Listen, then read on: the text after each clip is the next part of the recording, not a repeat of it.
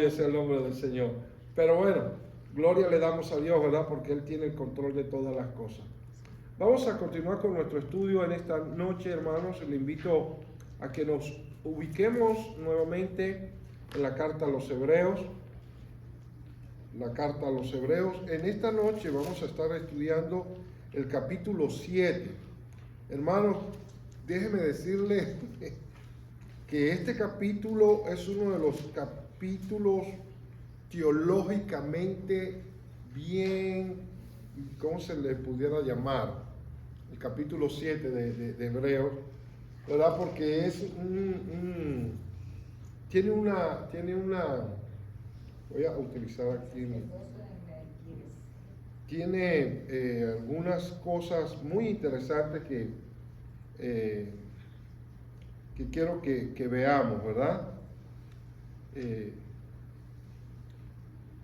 Bueno, dice que es uno de los capítulos más densos y más profundos, ¿verdad? Es uno de los capítulos teológicamente más profundos y ricos, ¿verdad? Del Nuevo Testamento, donde pues se nos habla, el autor de esta carta hace un análisis tan extraordinario del sacerdocio de Melquisedec en relación al sacerdocio de Cristo y también el sacerdocio humano, ¿verdad? Cuando decimos el sacerdocio humano hablamos del sacerdocio que comenzó con Aarón, ¿verdad? Y la tribu de Leví, toda esa gente, ¿no? Y entonces, de eso se trata el capítulo 7, ¿ok? De eso se trata el capítulo 7, pero recordemos siempre que el propósito siempre fue, el del autor siempre fue alentar a los cristianos judíos de Jerusalén, ¿ok?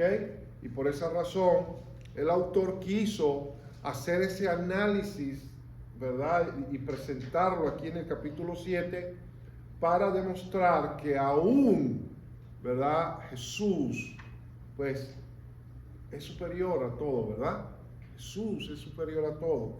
De tal manera de que vamos a gozarnos en la presencia del Señor. Tiene 28 versículos, vamos a leerlo rápidamente. Dice así: en el nombre del Padre, del Hijo y del Espíritu Santo. Amén. Dice: porque este Melquisedec, noten los detalles y subrayen por favor si usted quiere. Primero, rey de Salem, sacerdote del Dios Altísimo, que salió a recibir a Abraham, que volvía de la derrota de los reyes, y le bendijo, a quien asimismo dio a Abraham los diezmos de todo, cuyo nombre significa primeramente rey de justicia, también rey de Salem, esto es, rey de paz. Escuchen esto es impresionante. Miren, el verso 3, hablando acerca de ese Melquisedec, dice: sin padre, sin madre, sin genealogía, que ni tiene principio de días ni fin, sino hecho semejante al Hijo de Dios, permanece sacerdote para siempre. Wow. Considerad pues cuán grande era este, a quien aún Abraham el patriarca dio diezmos del botín. Ciertamente los que entre los hijos de Leví, entonces ahora cambia, ¿ves? Habla del sacerdocio y del origen de ese sumo sacerdote, de ese sacerdote Melquisedec, ¿verdad? Y ahora cambia al sacerdocio que es del linaje de Leví. Ustedes ven, el sacerdocio Melquisedec, ¿cuál es el linaje? ¿Cuál es el linaje? Pues la conclusión a la que se debe llegar, que es un sacerdocio celestial. ¿Me entienden? Mientras que el sacerdocio de la tribu de Leví, ¿verdad? De donde viene todo aquello, pues es un sacerdocio humano. Por supuesto, humano, pero designado por Dios Padre, ¿no? Sin duda alguna. Pero entonces sigamos leyendo. Considerad pues cuán grande era este, a quien aún Abraham le dio los diezmos del botín. Ciertamente, los que de entre los hijos de Leví reciben el sacerdocio, tienen mandamiento de tomar del pueblo los diezmos según la ley, es decir, de sus hermanos, aunque estos también hayan salido de los lomos de Abraham. Pero aquel cuya genealogía no es contada entre ellos, haciendo otra vez referencia a quién, a Melquisedec, ¿verdad? A Melquisedec dice, pero aquel cuya genealogía no es contada entre ellos, tomó de Abraham los diezmos y bendijo al que tenía las promesas. O sea, bendijo ¿a quién? A Abraham, que era el que Dios le había dado las promesas de llevarlo a la tierra que fluía leche y miel. Ok, dice, y sin discusión alguna, el menor es bendecido por el mayor. Y aquí ciertamente reciben los diezmos hombres mortales, pero allí uno de quien se da testimonio de que vive. Y por decirlo así, en Abraham paga el diezmo también Leví, que recibe los diezmos, porque aún estaba en los lomos de su padre cuando Melquisedec le salió al encuentro.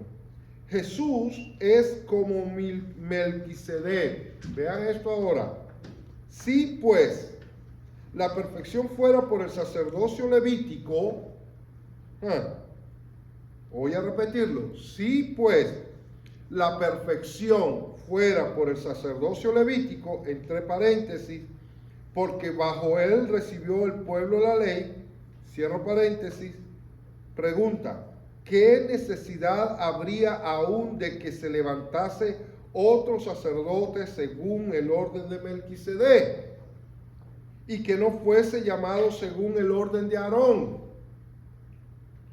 ¿Están entendiendo?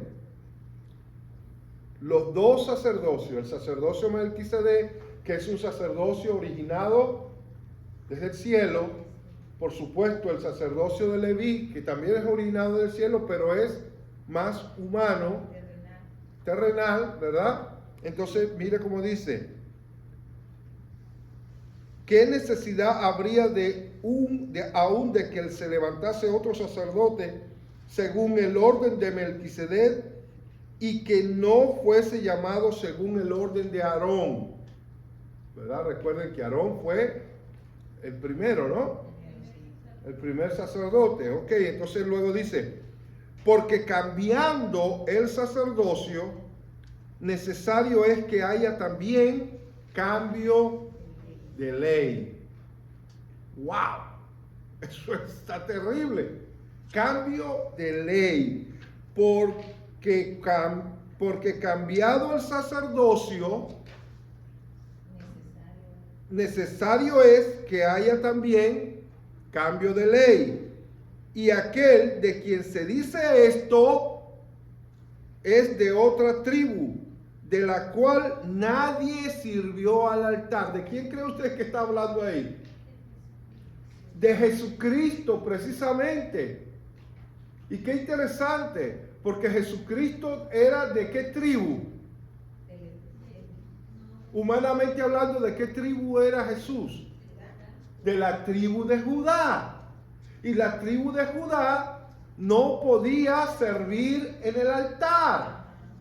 Entonces vean esto. Vean cómo Jesús es de sacerdote según el orden de Melquisedec. O sea, un sacerdocio celestial, especial. Y lo que a mí el cerebro es que diga, es necesario cambiar la ley. Y ahora entiendo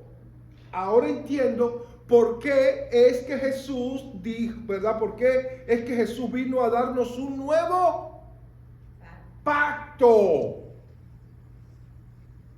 ¿Se dan cuenta? Un nuevo pacto. ¿Por qué? Ahora, deja de ser deja de ser, el antiguo pacto deja de ser efectivo? No, no, sino que sencillamente el pacto que ahora Cristo vino a hacer, a darnos, es mucho mejor. ¿Me entiende por qué? Porque ahora ese nuevo pacto está centrado en Él mismo, en Cristo Jesús. ¿Me entiende? Entonces sigamos leyendo para que vean esto. Dice, y aquel de quien se dice esto es de otra tribu, o sea, de la tribu de Judá, de la cual nadie sirvió al altar, porque manifiesto es que nuestro Señor vino de la tribu de Judá, ahí está, de la cual nada habló Moisés tocante al sacerdocio. Y esto es aún más manifiesto si a semejanza de Melquisedec se levanta un sacerdocio distinto, no constituido conforme a la ley del mandamiento acerca de la descendencia, sino según el poder de una vida indestructible, pues se da testimonio de él. Tú eres sacerdote para siempre, según el orden de Melquisedec. Qué hermoso, hermano. Ese es el Cristo, ese es el Cristo al que le servimos. Esto es algo extraordinario que debemos atesorar. Y ahorita vamos a ahondar un poco más, ¿verdad? En esto. Ok, continúo. Entonces dice, y esto es lo que yo acabo de decir. ¿Ve? Tocante a lo que hablamos, ¿verdad? De una nueva ley. Ahora, ¿cuál es esa nueva ley? Cristo. Cristo, porque dice, queda pues abrogado el mandamiento anterior a causa de su debilidad y ineficiencia, entre paréntesis, pues nada perfeccionó la ley, cierro paréntesis, y de la introducción de una mejor esperanza por la cual nos acercamos a Dios. No es que queda abrogada, no, porque el mismo Señor Jesucristo dijo, yo no he venido a abrogar ni a eliminar la ley, no, yo he venido a cumplirla. Y la ley, toda la ley se cumple en Cristo Jesús, pero ahora Él nos da un nuevo pacto. Por eso dice, una mejor esperanza. Una mejor esperanza por la cual nos acercamos a Dios.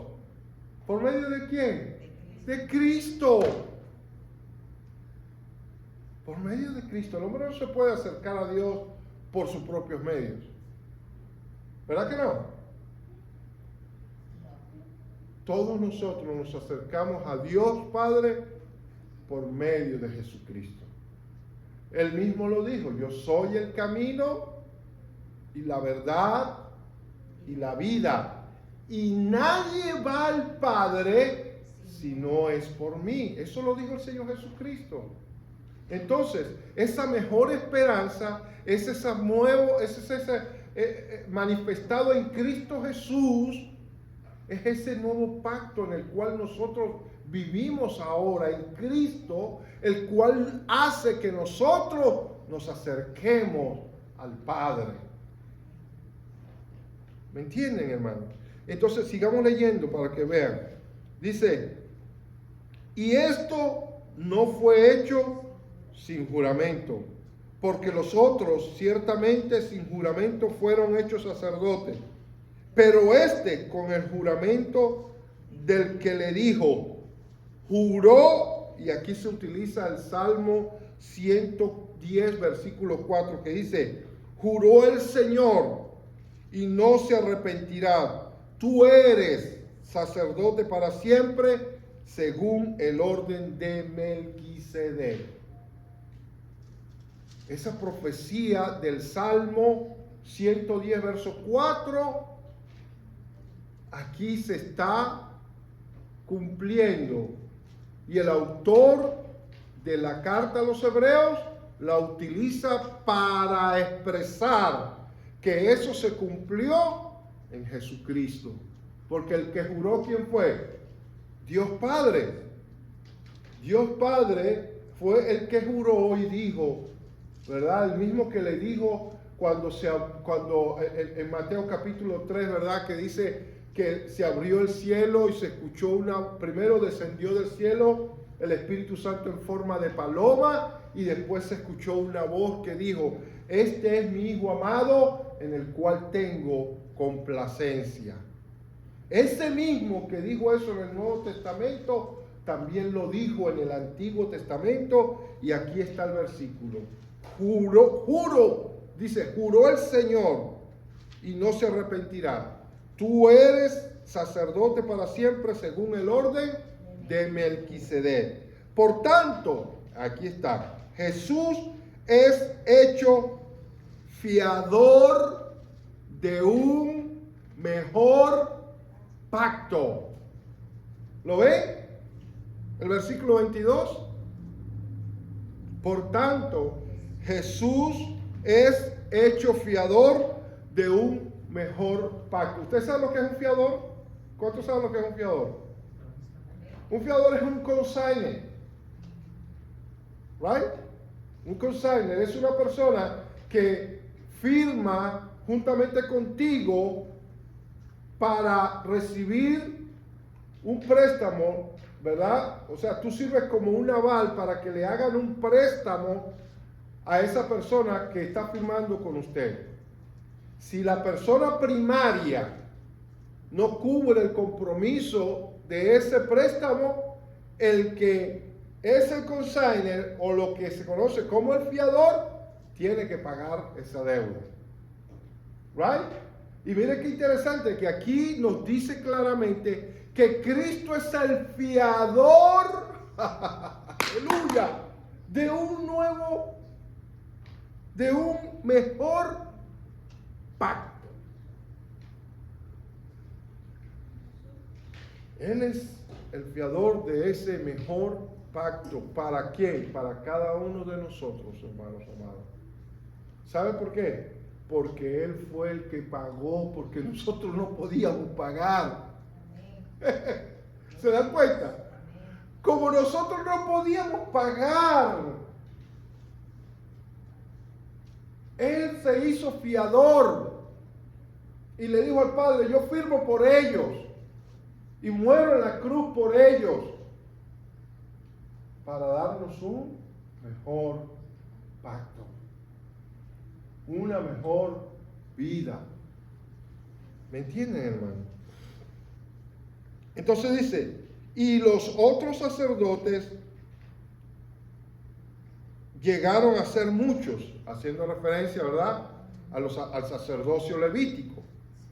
Y los otros sacerdotes llegaron a ser muchos debido a que por la muerte no podían continuar. Mas, escuchen esto, mas por cuanto permanece para siempre, tiene un sacerdocio inmutable, por lo cual puede salvar perpetuamente a los que por él se acercan a Dios, viviendo siempre para interceder por ellos. ¿Y no es eso lo que hace Jesús por nosotros cada día? ¿No es eso lo que hace Jesús por el pecador que se arrepiente? Interceder ante el Padre y darle el perdón a ese individuo, porque Cristo pagó el precio. Él es el fiador, Él es el que pagó. Nosotros no podíamos hacerlo.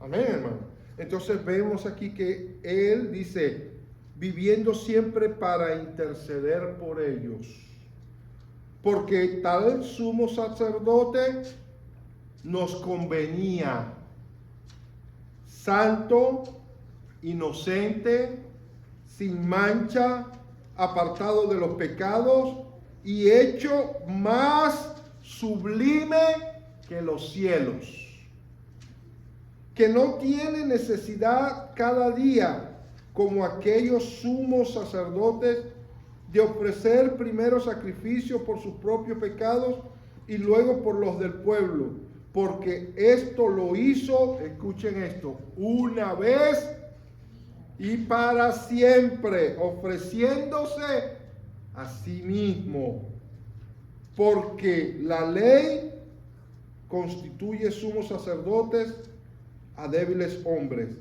pero la palabra del juramento posterior a la ley, al Hijo, hecho perfecto para siempre.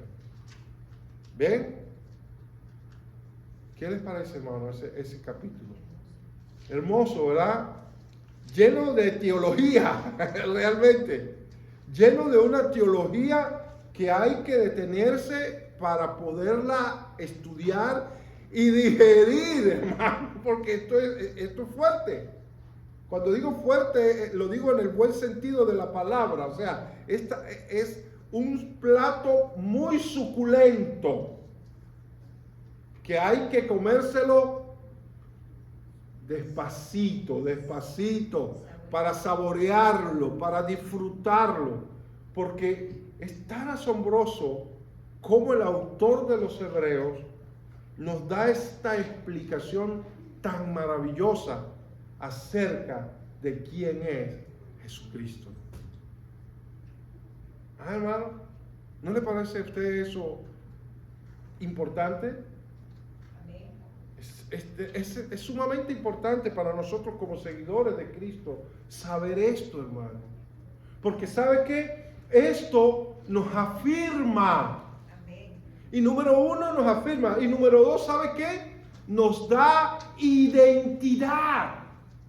¿Por qué digo que nos afirma y nos da identidad? Primero nos afirma en la fe de saber que Él es todo suficiente y todopoderoso. Y segundo, nos da identidad porque sabiendo que le pertenecemos a Él y que Él vive en nosotros, entonces tenemos una identidad diferente que debemos cuidar.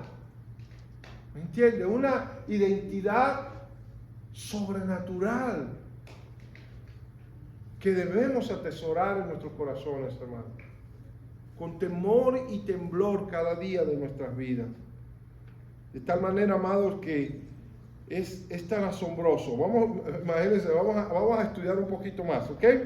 Entonces, ya nosotros sabemos cuál es el contexto de este capítulo 7, ¿verdad? Jesucristo es el sumo sacerdote eterno según el orden de Melquisedec, superior al sacerdocio levítico, ¿verdad? Ya lo descubrimos. Y, por supuesto, es el fundamento de un mejor pacto.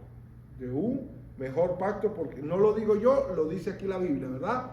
Él hizo todo posible para darnos un mejor pacto. ¿Ok? Bueno, ya sabemos cuál es el contexto de esta carta. Sabemos que fue escrito para esos cristianos judíos que tenían temor, ¿verdad?, por todo lo que estaba sucediendo, ¿verdad? Ya sabemos quién era Melquisedec, ¿verdad?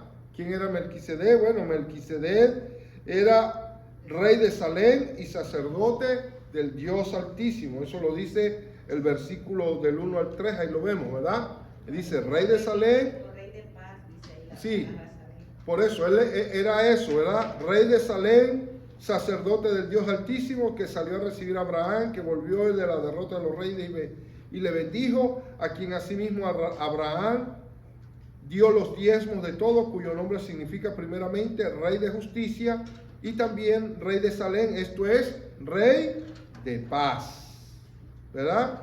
Y lo más asombroso, ¿verdad?, que este Melquisedec no tenía padre, no tenía madre, no tenía genealogía. ¿De dónde vino? Del cielo. Algo especial, ¿verdad? Algo especial. Y algo muy interesante que también debemos notar en este estudio es que aquí se mencionan los diezmos. Y entonces dice que Quiere decir,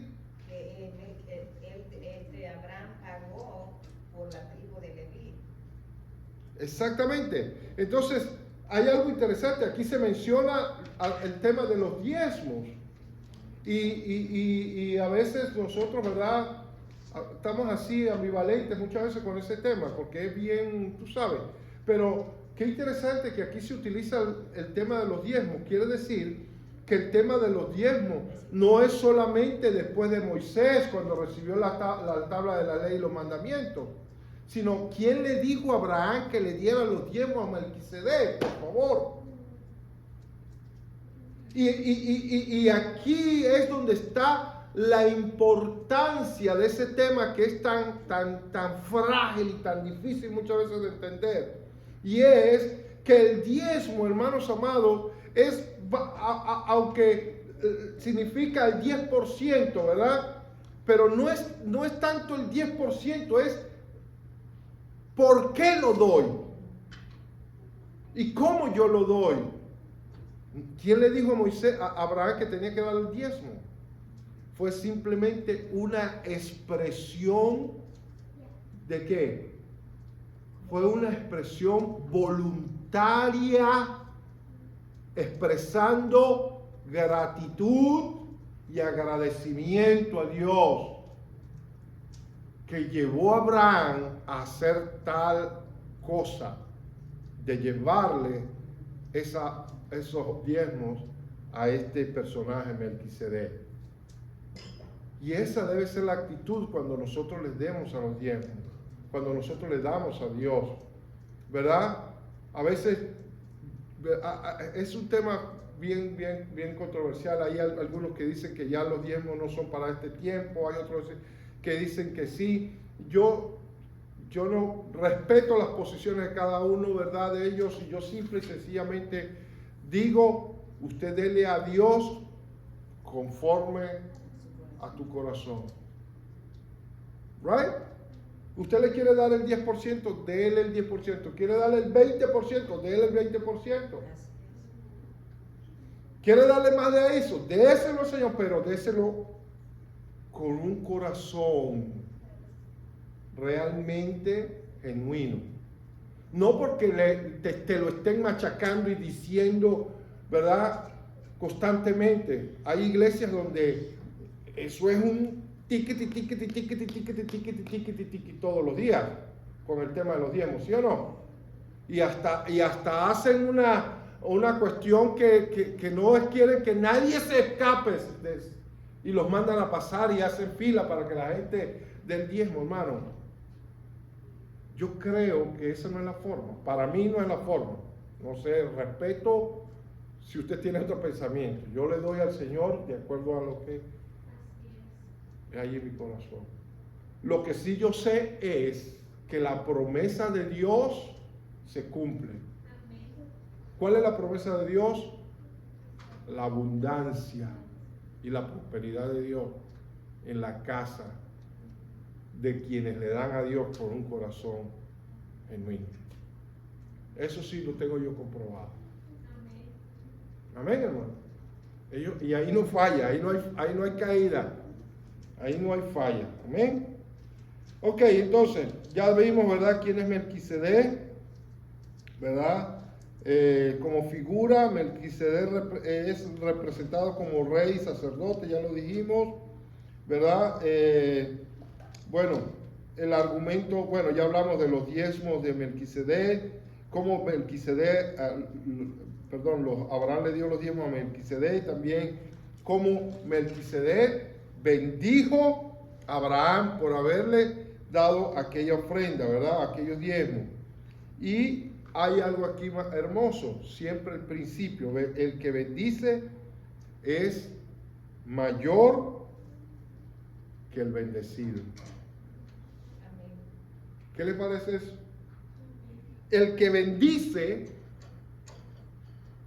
es mayor que el que está siendo bendecido. ¿Se da cuenta? Y ese es un principio, hermano. Ese es un principio que no ha perdido vigencia. Cuando usted bendice a alguien, usted piensa que el que está siendo bendecido es la persona que está recibiendo la bendición. Pero no, eres tú el que estás recibiendo la bendición por haber tomado esa actitud de bendecir a otro. Y cuando hablo de bendición, no estoy hablando en términos materiales nada más, en muchas formas. Cuando tú bendices a alguien con una palabra, cuando usted bendice a alguien con algo, hermanos amados, el que está siendo bendecido eres tú. ¿Me entienden? Ustedes han escuchado, esto lo aprendí yo hace muchos años, cuando alguien me decía, en aquella época yo venía mucho a predicar a Nueva York, entonces yo era muy penoso porque se acercaban hermanos a darme ofrendas. Y yo me retraía, yo decía, no hermano, no tienes que darme ofrenda, no. Y una vez un pastor me dijo, Aníbal, no hagas eso, porque tú le estás robando la bendición. Porque el que le está robando la bendición en el sentido de que cuando Él te está dando a ti la ofrenda, tú no eres el que está siendo bendecido, no, el que está recibiendo la bendición. Es Él que te está dando, porque Dios lo puso en su corazón darte algo, y Dios lo va a bendecir a Él por eso. ¿Por qué? Porque el principio es que Dios no se va a quedar con los brazos, voy a parafrasear un poco, ¿verdad? Cuando tú le das un vaso de agua a uno de tus chiquiticos. ¿No dice eso la Biblia? ¿Se va a quedar sin recompensa? No, ¿verdad? Cuando tú bendices a alguien vas a ser bendecido por Dios. Entonces ahí aprendí que cuando alguien se me acerca y me quiere bendecir, quiere darme una ofrenda, ahora he entendido que cuando eso sucede, yo soy bendecido, sí, porque recibo una ofrenda o recibo cualquier cosa. A mí me han regalado carros. Mire, para muestra un botón. ¿Se acuerda, hermano Edward, que estábamos hablando? Y Margarito, ¿te acuerdas que estábamos hablando de una tablet? Que quería comprarme una tablet, Bueno, resulta que ustedes saben que yo doy clases en un instituto bíblico, ¿verdad? Que se llama INCA. Y en diciembre terminé una clase que estaba dando allá. ¿Y sabes qué me dieron de regalo? Miren. Una tablet nuevecita de paquetico. Y yo dije, wow, Señor, gloria a Dios. ¿Tú me entiendes? Gloria a Dios. Entonces, ¿qué es lo que quiero decir con esto, hermano? Que yo he sido tan bendecido. A mí puedo pasar aquí toda la noche contando tantas anécdotas y el testimonio de cómo yo he sido bendecido, hermano amado. Mucho. La otra vez un hermano, aquí mismo, y nadie lo sabe, pero no debería decirlo, pero un hermano se me acercó con un sobre en la mano y me dijo, pastor, esto es para usted. Y yo, hermano, no es para la iglesia, no son los diezmos, no, esto es una ofrenda que Dios me puso en el corazón para ti, agárralo. Y yo, wow, gloria a Dios. Yo agarré la ofrenda y cuando yo llego a mi casa y abro el sobre, ¡ah! Gloria a Dios. ¿Me entienden, hermano? Entonces, Dios bendice cuando tú bendices. Pero a mí me pasa algo y a veces me critican por eso, porque yo lo doy todo. Yo mismo me doy, pues para que ustedes entiendan, yo mismo me doy. A mí me invitan a muchos lugares a predicar y ustedes lo saben, y a dar conferencias, a dar clases, y lo primero que me preguntan es, ¿y cuánto nos va a cobrar? Y yo les digo, Dios me libre que yo le ponga precio a esto tan hermoso que Dios me ha dado. No, jamás de los jamases. Eso es dar, bendecir. ¿Tú me entiendes? Y Dios se encarga por otro lado entonces de bendecirme a mí. Y así es esto dentro del reino de Dios. Y eso fue lo que le pasó a Abraham, ¿verdad? Él fue con ese corazón dispuesto para bendecir, para darle los diezmos a Melquisedec, y que dice que él fue bendecido, que Melquisedec bendijo a Abraham. ¿Ve? Entonces, ¿quién fue el bendecido?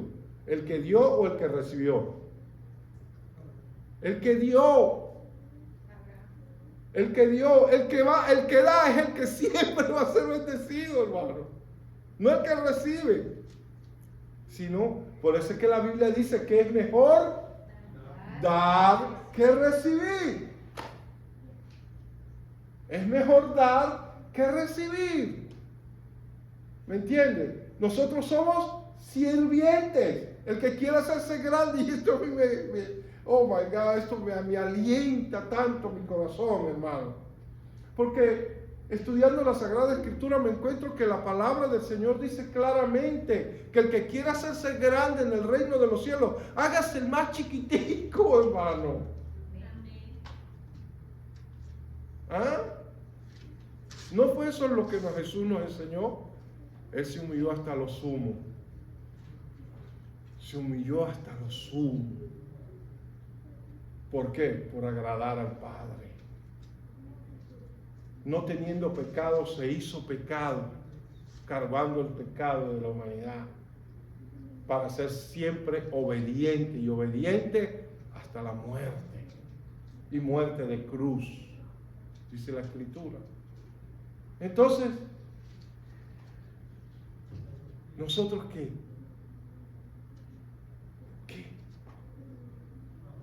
Sigamos avanzando, sigamos adelante, y Dios se encargará, yo siempre he dicho, Dios se encarga de nosotros, ¿ok? Ok, bueno, ya prácticamente pues abarcamos todo lo que deseaba abarcar. Déjenme ver algo más aquí en las notas que tengo. Bueno, ya vimos que del versículo 11 al 19 se nos habla de la necesidad de un nuevo sacerdocio, ¿verdad? Que fue ¿quién? Que vino a ser representado por Jesucristo. ¿Por qué? Porque el antiguo sacerdocio humano fracasó. Fracasó. Sencillamente fracasaron. En la época de Jesús, los sacerdotes estaban corrompidos. ¿Sí o no? ¿Por qué creen ustedes que el Señor Jesús 2 veces tuvo que tomar un azote y sacar corriendo a toda la gente del templo, porque estaban convirtiendo el templo, que era la casa de Dios, están convirtiendo mi casa en casa de malhechores? ¿Y quién permitía todo eso? ¿No eran los sacerdotes? Los sacerdotes del tiempo de Jesús estaban llenos de corrupción, hermano. Llenos de corrupción, y por eso fue que se hizo necesario que viniera Cristo como un mejor sacerdote, trayendo una nueva ley en sí mismo para darnos ahora un mejor pacto a los que creemos en Él. ¿Me entienden? Y por esa razón es que podemos entender por qué en el capítulo anterior, recuerda cuando Él le dice, ¿cómo es posible que ustedes, siendo ya adultos, tengamos que volverles a dar la leche y volver a los rudimentos antiguos otra vez, cuando ya deberían ser ustedes maestros? ¿Cómo es posible? Porque tristemente, ¿verdad?, esa corriente de corrupción posiblemente estaba afectándolos a ellos también. ¿Entiendes? Y por eso la exhortación del autor a los hebreos a que creyeran y se afirmaran en Jesucristo, que era un mejor pacto, que era un mejor sacerdocio. ¿Para qué? Para que no se regresaran otra vez al judaísmo. Porque eso es lo que ellos querían, regresar otra vez al judaísmo. Porque eso les garantizaba seguridad y paz, entre comillas, pero los alejaba de la gracia de Dios, que es en Cristo Jesús. ¿Ve? Y el autor, preocupado por eso, les da todas estas explicaciones acerca de Jesucristo, hermano.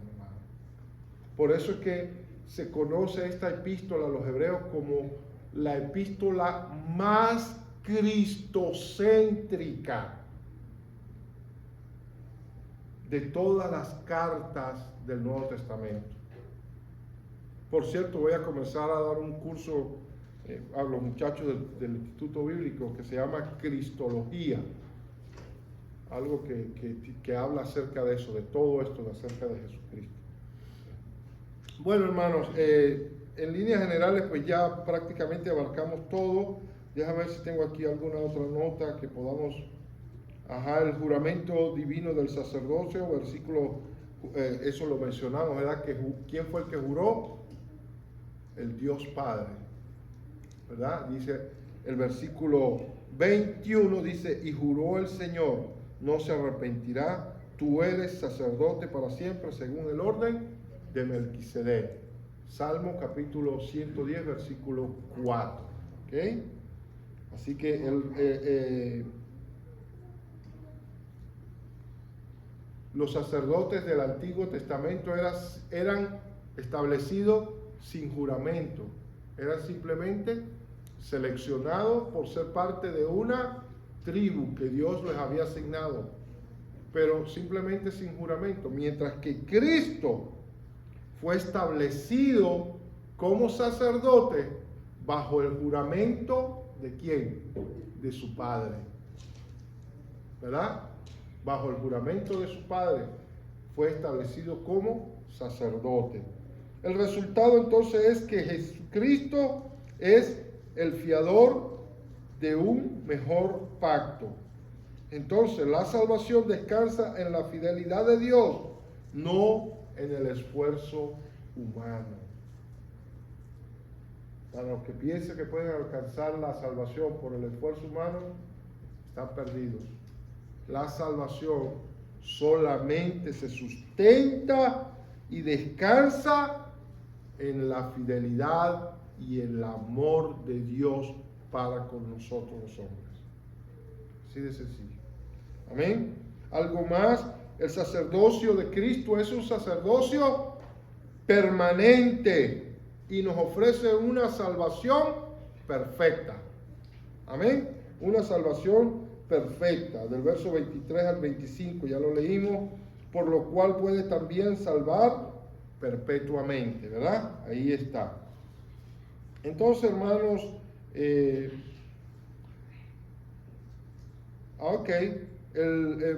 sumo sacerdote perfecto, o sea, Cristo, Hebreos versículos 26 al 28, nos dice, ¿verdad?, que esa nos da una descripción de ese sacerdote que es Cristo. Mire esto. Número 1 dice que porque tal sumo sacerdote nos convenía. ¿Por qué? Mire la lista. Ajá, número 1, ¿cómo es? Santo. ¿Quién es ese? Cristo, aleluya. Es santo, ¿qué más? Inocente, sin mancha, apartado de los pecados. Y hecho más sublime que los cielos. ¡Wow! Y lo más maravilloso de todo, hermanos amados, que Él se ofreció a sí mismo una vez y para siempre. Mientras que los sacerdotes del Antiguo Testamento tenían que cada día ofrecer sacrificio todos los días, primero por Él, por Él, y después por el resto del pueblo. Cristo vino y lo hizo una sola vez y para siempre, entregándose Él mismo, dándose Él mismo.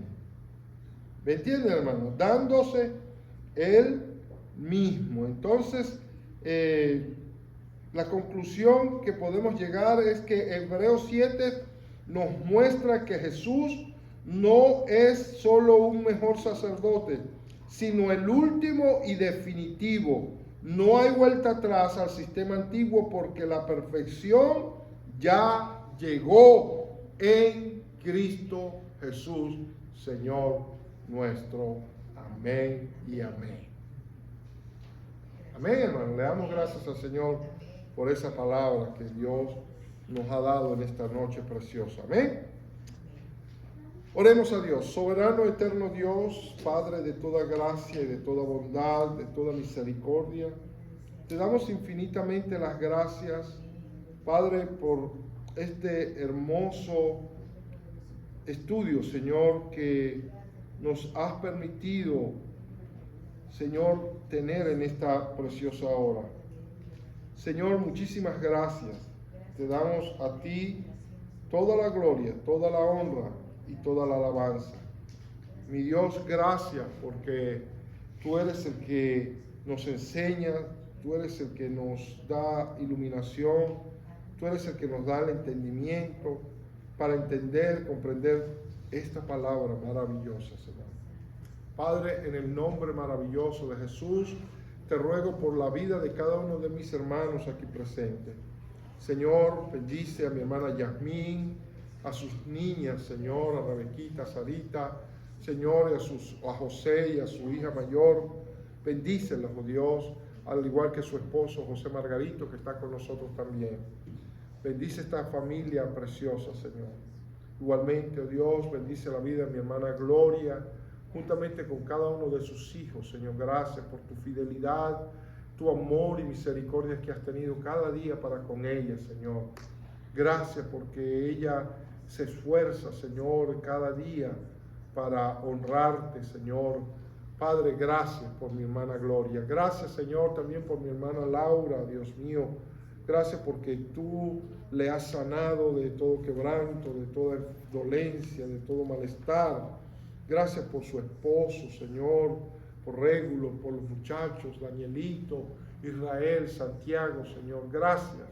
Bendícelos de manera especial, Dios mío. También te doy gracias por mi hermano Edward, Señor, que gentilmente, Señor, nos acompaña cada miércoles. Señor, y ahora ayudándonos con estas grabaciones, Señor, para la gloria y la honra de tu nombre. Bendícelo a él de manera especial, a su esposa, a sus hijos, Señor, que ellos sean bendecidos, guardados y cuidados cada día de sus vidas. En el nombre de Jesús también te pido por la vida de mi hermano Adín, Señor, que tu bendición sea sobre él, Dios de los cielos. Guárdalo, cuídalo, ayúdalo, prospéralo, Señor, cada día de su vida. En el nombre de Jesús, gracias por la iglesia Christ Church Latina que está en tus manos, Señor. Esta obra te pertenece a ti. Nosotros solamente somos siervos, sirvientes tuyos. Señor, que hacemos lo que nos has llamado a hacer sencillamente y a veces no hacemos nada, Padre. Padre, a ti sea la gloria y la honra. Estamos en tus manos, Señor. Bendice a cada uno de los miembros de nuestra congregación Christ Church Latina, a cada uno de aquellos que tú estás añadiendo cada día para la gloria de tu nombre. Señor, que tu gracia y misericordia siga abundando en cada uno. Padre, en el nombre poderoso de tu Hijo Jesucristo, los niños, los jóvenes, los adolescentes, los ancianos, los adultos, las damas, los caballeros, toda la congregación, todos los ministerios de nuestra iglesia, todo, Señor, el liderazgo, todo está en tus manos, Señor, y te pedimos que tu bendición sea sobre ellos. Padre, ahora te pedimos que bendigas las ofrendas que serán recolectadas en esta hora, que tú las multipliques al 100 por 1, Señor, de manera muy especial, y de esa forma también llévanos a casa en paz, en bendición, en el nombre del Padre, del Hijo y de tu Espíritu Santo. Amén, Señor.